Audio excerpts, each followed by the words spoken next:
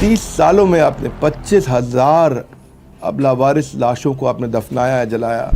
ये अकेले आपने कैसे किया? हमारे देश में अपने रिश्तेदारों के लिए लोग रात कोट के नहीं जाते, आप लावारिस लाश के लिए भी रात कोट के निकल पड़ते हैं आधी रात में। बहुत बुरा लगता है, वो लोग आपको खाने से उठा देते थे। मैं चाहता हूं मैं इतना इमोशनल नहीं हुआ कभी। आपको पता कैसे लगता था कि ये लाश हिंदू की है कि मुसलमान की है?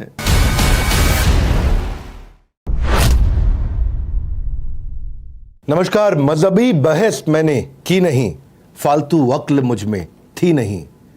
ऐसे एक इंसान से आपको मिलवाने जा रहे हैं, ऐसे लोग जो भारत को बड़ा भारत बनाते हैं, उनकी कहानियां हम आप तक पहुंचाते हैं।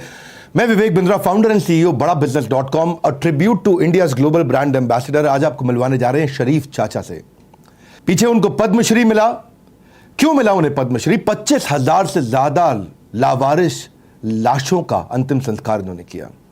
जिसका कोई नहीं, उसके शरीफ चाचा है। ऐसा फैजाबाद यानी अयोध्या में कहा जाता है। ये कहानी आपको रुलाएगी, जिंदगी का नया पाठ पढ़ाएगी। ना हिंदू ना मुसलमान, पहले हम सब हैं एक इंसान। बिना धार्मिक भेदभाव के ये हर उस लावारिस लाश का या तो उनकी चिता जलाते हैं अगर वो हिंदू है, तो या उनको दफनाते हैं अगर वो मुसलमान है। आज चाचा शरीफ बीमार हैं, हम उनसे मिलना चाहते हैं। उनको बड़ा भारत शो में इन्वाइट किया है। शरीफ चाचा की कहानी आपको हैरान करेगी। अपनी हालातों से मिला है। इन्हें जिंदगी जीने का मकसद, मौत से मिलते हैं रोज और करते हैं उनसे शान से रुखसत। ये रोज मौत से मिलते हैं। कैसे? एक मुर्दा लाश को देख के लोग वहां से मुड़ जाते हैं, चले जाते हैं। लावारिस लाशों के वारिस, लावारिस लाशों के वारिस। हाँ, पद्मश्री 83 साल के चाचा मोहम्मद शरीफ। मैं चाचा मोहम्मद शरीफ से नहीं पूछूंगा कि उन्होंने ये मुहिम को शुरू क्यों किया, क्योंकि मैं ये जानता हूं कि उनको मुश्किल पल, देखिए कहते हैं कि जब माँ बाप का साया आपके पास न रहे तो बहुत तकलीफ होती है ना। ज़रा सोचिए उस बाप की क्या हालत होगी जिसके सामने उसके बच्चे की मौत की खबर आ जाए और लाश भी ना मिले। वो दिन इनके जीवन में ऐसा दिन आया था जब इन्होंने सोचा कि अब मैं किसी भी लावारिस लाश को नदी में बहने नहीं दूंगा, उसको ठीक तरह से, उसको निर्णायक रूप से अंतिम संस्कार करके दूंगा। आज शरीफ चाचा, हम आपसे बात करना चाहते हैं, इतनी हिम्मत कहाँ से आई आप में? 28 साल पहले हमारा एक बेटा मोहम्मद रईस का सुल्तानपुर गया था किसी काम से, और वो काम करता था। करने के बाद शाम को लौट आता था, और वो कर्म दवा का काम एजेंसी करता था। उस दिन नहीं लौटा एक दिन, तो मैंने कहा नहीं आया होगा। फिर 2 दिन तक नहीं आया तो मैंने ढूंढनी शुरू किया। ढूंढने के बाद फिर मैंने देखा साइकिल स्टेशन पे खड़ी है, उसकी कुछ नहीं ना, तो मैंने पता किया धीरे धीरे। एक डिस्ट्रिक्ट टेलर शंभू मार्केट की बूशर्ट पहने था। एक महीने के बाद मैं पागल हो गया। तो 1 महीने के बाद सुल्तानपुर का पुलिस वाला वहाँ शंभू मार्केट बूशर्ट लेके आया। उस पर लिखा था शंभू मार्केट डिस्ट्रिक्ट टेलर। तो उसको पता चला किसी ने मार के फेंक दिया। जब से मैं पागल हो गया, और पागल होने के बाद जब से मैंने फैजाबाद में सोच लिया है कि कोई लावारिस नहीं फेंका जाएगा, तब से हमने कई हज़ार लाशों को अंतिम संस्कार किया है। और जब तक जिंदा है, जब तक हम करते रहेंगे, इस लाश को फेंका न जाए। 30 सालों में आपने 25,000 अब लावारिस लाशों को आपने दफनाया है, जलाया। आपको ये अकेले आपने कैसे किया? क्या आपको समाज से कुछ सपोर्ट मिला या नहीं मिला? समाज से कोई नहीं सपोर्ट मिला बेटा। पहले तो लोग मुझको चिढ़ाते थे। पहले साइकिल में कैरियर पे बांध के, बड़ी कैरियर पे पीछे बांध के ले जाते थे। पागल कहते थे, कोई कुछ कहता था। फिर 4 पहिए का ठेला दिला दिया किसी ने, तो वो ठेले पे बड़ा आराम से ले जाते थे। और मुसलमान की मट्टी तो ताड़ के तकिया या फैजाबाद में नज़दीक पड़ता था।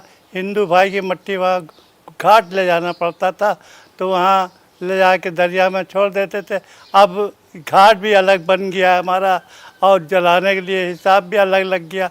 अब बहुत अच्छा इंतज़ाम हो गया। लोगों को देखते से मालूम हुआ कि ये काम करते हैं और करेंगे। मैंने सुना चाचा आपसे पहले बहुत से लोग मिलना पसंद नहीं करते थे, जल्लाद बोलते थे। और ये सब खाने पर से उठा देते थे। कहीं कहीं जाए शादी आदि ब्याह में, तो खाने पर से चुप्पे से उठा दे कि आओ उठ जाइए, लोग इतराज कर रहे हैं। बहुत कठिन समय आपने देखा, फिर भी आप लगे रहे। इतनी हिम्मत कहाँ से लाए आप? हम लगे थे साहब।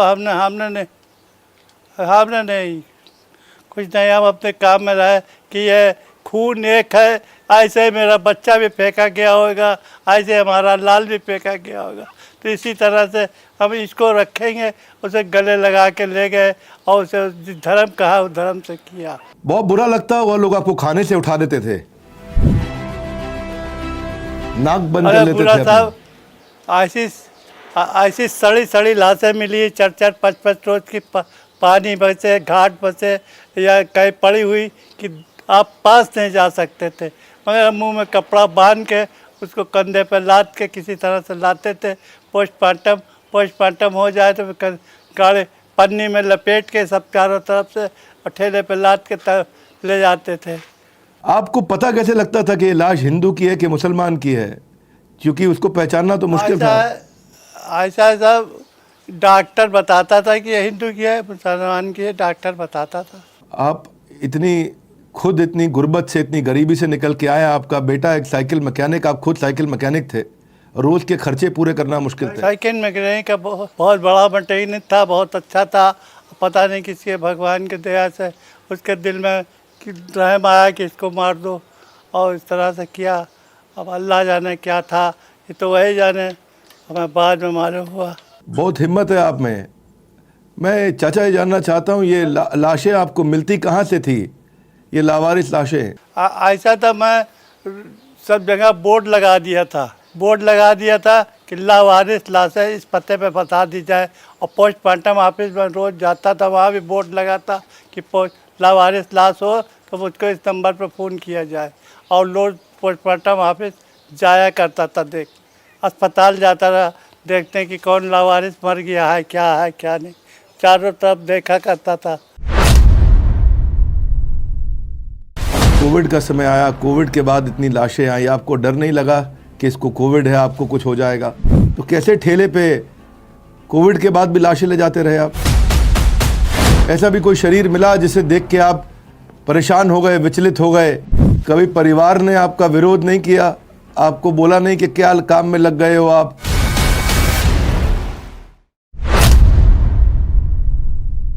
क्षमा चाहता हूँ, मैं इतना इमोशनल नहीं हुआ कभी, पर मैं ये पूछना चाहता हूँ, बीच में कोविड का समय आया, कोविड के बाद इतनी लाशें आई, आपको डर नहीं लगा कि इसको कोविड है, आपको कुछ हो जाएगा, आपको संक्रमण ना हो जाए? आपने कैसे किया, आप चपेट में ना आ जाए? इतना उम्र हो गया है आपका, तो कैसे ठेले पे कोविड के बाद भी लाशें ले जाते रहे आप? मालिक का करम था बाबू, डर वर सब खोए था, डर वर नहीं लगा था कुछ। आपको ऐसा नहीं लगा कि मुझे भी कोरोना हो सकता है, इतनी उम्र हो गई है आपकी? नहीं, ये सब नहीं लगा साहब, डर नहीं, और लोग हमसे डर के भागते थे, हम डरते नहीं थे। आपके बेटे का जो दर्द था आपके सीने में, आपको लगता है वो थोड़ा कम हुआ? आपने 25,000 लाशों का अंतिम संस्कार कर दिया अब तक। वो दर्द हमें हमेशा है कि किसी का बेटा या किसी का कोई मर जाता है तो मैं उसके पहले काम आता हूँ। किसी का कोई मर गया है और बेचारा घर का अकेला है तो मैं खुद जाता हूँ उसको उठवा के और लदवा देता हूँ और करवा देता हूँ। चाचा, मैं ये पूछना चाहता हूँ कि कभी ऐसा भी कोई शरीर मिला जिसे देख के आप परेशान हो गए, विचलित हो गए, कि कभी बुरी हालत में शरीर भी होता है, कोई कटा हुआ शरीर? हाँ साहब, बहुत हुआ है, ये बात तो सही है। हलाकान हो गए, गर्मी तक चढ़ गई कि कई दिन की सड़ी हुई लाश पोस्टमार्टम के बाद मिली, और बिल्कुल उठाया तो बात पानी पसीने आने लगे, फू आने लगी, मगर मैं मुंह में कपड़ा बांध के, नाक से मुंह से और उसे कंधे पे लाद के ठेले पे रख के और ले जाता ढकेल के। चाचा, मैंने सुना अब आधी रात को भी कोई लाश की खबर आने पे उठ के चल पड़ते हैं। यहाँ तो हमारे देश में अपने रिश्तेदारों के लिए लोग रात को उठ के नहीं जाते, आप लावारिस लाश के लिए भी रात को उठ के निकल पड़ते हैं आधी रात में? रात हो चाहे दिन हो साहब, जैसे मैं सुनता हूँ आवाज़, घंटी आवाज़ आती है, मैं तुरंत निकल के चला जाता हूँ, और तुरंत जैसे कपड़ा पहना हूँ उसे पहना, लिया डंडा हाथ में और फ़ौरन गया और उसको ला के पोस्टमार्टम में रखा पहले, तब पोस्टमार्टम के बाद लाश मिलती है। ये नहीं देखता कि रात है कि दिन है, लाश है तो उसे अपनी लाश है वो। मैं कभी परिवार ने आपका विरोध नहीं किया, आपको बोला नहीं कि क्या काम में लग गए हो आप, कभी परिवार ने आपका साथ दिया इसमें? अरे साहब, परिवार ने क्या क्या किया है उससे, परिवार ने क्या क्या किया है या सब ने क्या क्या बिरादरी ने किया है, और इसको कहने से क्या फ़ायदा। वो तो भगवान उसका रस दे रहा है, देगा। और हम अपने काम से जुटे थे, हमें ये नहीं ना कि परिवार ने किया है हमको पूछेगा शादी में, न पूछेगा करेगा कि न, ये हमें कोई परवाह नहीं। चाचा अभी भी आप किराए के मकान में रहते हैं? हाँ बाबू, अभी भी किराए में मकान में रहते हैं। रोज़ धमकी देता है खाली करो दागी करो, मगर अल्लाह का करम है कि वकील लोग मुकदमा हाई कोर्ट से अब तक लड़ चुके हैं और जिता दिया अभी तक। बहुत दुखी हूँ मैं ये बात जान के कि आज भी आप इतनी तकलीफ से गुजर रहे हैं। आपका एक बेटा ड्राइवर है और दूसरा बेटा आपका साइकिल रिपेयर करता है। मैं जो भी आज लोग हमारे साथ वीडियो देख रहे हैं, मैं आपको बताऊं, उन्होंने धर्म के भेदभाव के बिना, किसी सोशल पॉलिटिकल प्रेशर के बिना समाज की बहुत मदद करी है, उनके साथ खड़े हुए हैं। मैं सबसे आज एक बात कहना चाहता हूं कि चाचा शरीफ की मदद करने के लिए मेरे साथ आगे आइए। चाचा आप लोगों से कुछ कहना चाहते हैं? ये साहब कहना क्या चाहते हैं, हमारे कहने से कोई फ़ायदा नहीं, सब कोई मिलजुल के रहो और ये काम को सब कोई करते रहें, कोई ना कोई। और कहने से साहब बहुत लोगों से कहा, गवर्नमेंट से कहा, किससे कहा, सब हाँ करते हैं, कोई करता नहीं ना साहब। बड़ा बिजनेस आपके साथ है चाचा, हम आपकी मदद करेंगे। चाचा मोहम्मद शरीफ के लिए मैं आज अपने सारे व्यूअर्स से कहना चाहता हूं कि हम बड़ा बिजनेस की अपनी एप्लीकेशन में, क्योंकि ये सोशल मीडिया पे कहीं भी नहीं है ना, इनका कोई फेसबुक, लिंक्डइन, ट्विटर कोई अकाउंट नहीं है। चाचा हम आपके लिए बड़ा बिजनेस एप्लीकेशन पे अकाउंट बनाएंगे। आपका जो बड़ा बेटा है उनके नाम से, आपके नाम से बनाएंगे, आपका फ़ोन नंबर डालेंगे वहाँ, और सबसे प्रार्थना करेंगे कि आपको कोई डोनेशन दें, हम भी देना चाहेंगे। जो भी लोग वीडियो देख रहे हैं वो बड़ा बिजनेस एप्लीकेशन पे जाके चाचा शरीफ के अकाउंट पे उनकी मदद करिए, उनके साथ जुड़िए। आज भी किराए पे रहते हैं और पैसा नहीं है, इनको मकान मालिक निकालने की धमकी देता है। पद्मश्री चाचा शरीफ, आप एक बहुत बड़ी इंस्पिरेशन है। हम आपकी प्रोफाइल बना करके आपकी बात को लोगों तक पहुंचाएंगे। आप बड़ा बिजनेस एप्लीकेशन पे हमारे साथ हज़ारों लाखों व्यूअर्स को मैं बोलूँगा, आइए चाचा शरीफ से आकर के मिलिए। हमारे एप्लीकेशन के अंदर हमने एक इनका फेसबुक की तरह, एक ट्विटर की तरह एक अकाउंट बनाया है, वहाँ पे इनका फ़ोन नंबर और इनका डिटेल रहेगा।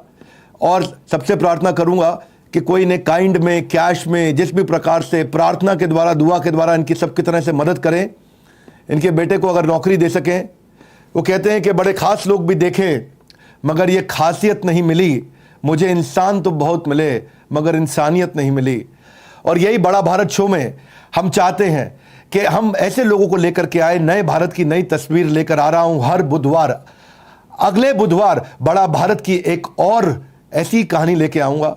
नीचे कमेंट में बताइए, अपने फीडबैक दीजिए, सजेशन दीजिए कि अगली बार आप किनसे मिलना चाहते हैं।